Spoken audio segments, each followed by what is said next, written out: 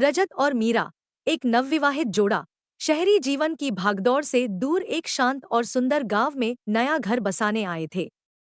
दोनों ने शांतिवन नामक गांव में एक पुरानी परंतु आकर्षक हवेली खरीदी थी। यह हवेली गांव के किनारे एक पहाड़ी पर स्थित थी और प्राकृतिक सुंदरता से घिरी हुई थी। गांव के लोग इस हवेली के बारे में कई कहानियां सुनाते थे, जिनमें से एक यह थी कि हवेली में एक प्रेतनी का वास है, जो अपने खोए हुए प्रेमी की तलाश में भटकती है। रजत और मीरा ने इन कहानियों पर ज्यादा ध्यान नहीं दिया और अपनी नई जिंदगी की शुरुआत की। हवेली में कुछ दिन बिताने के बाद मीरा को अजीब अजीब घटनाएं महसूस होने लगी। कभी कभी रात को उसे किसी के गाने की आवाज सुनाई देती और हवेली के कुछ हिस्सों में अचानक ठंड बढ़ जाती। रजत ने इसे महज भ्रम मानकर मीरा को दिलासा दिया, लेकिन मीरा का डर बढ़ता ही गया। एक रात जब मीरा अपने कमरे में अकेली थी, उसे आईने में एक धुंधली आकृति दिखाई दी।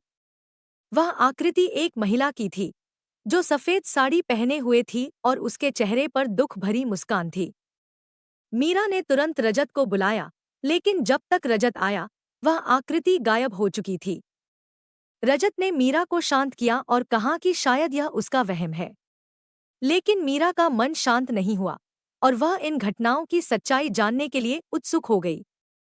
अगले दिन मीरा ने गांव के एक बुजुर्ग बाबा रामदीन से इस हवेली के बारे में पूछा। बाबा रामदीन ने बताया कि यह हवेली कभी एक प्रेमी जोड़े का घर थी, जिनका नाम था राजवीर और रुक्मिणी।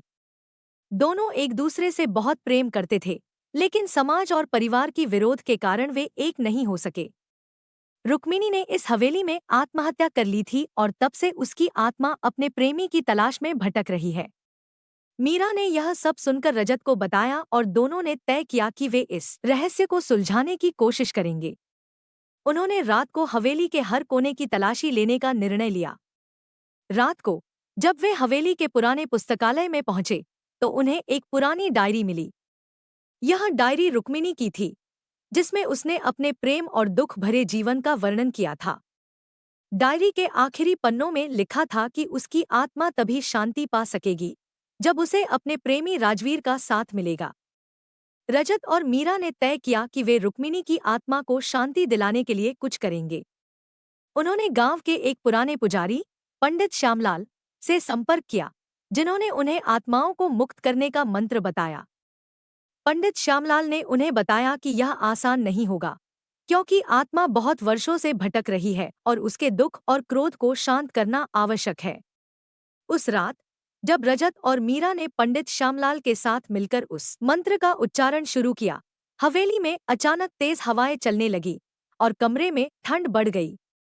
रुक्मिणी की आत्मा प्रकट हुई और उसने रोते हुए कहा, मुझे मेरे राजवीर से मिलवा दो। उसकी आवाज में एक गहरा दर्द और तड़प थी। रजत और मीरा ने मंत्र का उच्चारण जारी रखा और एकाएक हवेली में एक और आकृति प्रकट हुई। यह आकृति राजवीर की थी। राजवीर और रुक्मिणी की आत्माओं ने एक दूसरे को देखा और एक दूसरे की तरफ बढ़े। दोनों आत्माओं ने एक दूसरे को गले लगाया और एक तेज रोशनी के साथ गायब हो गए।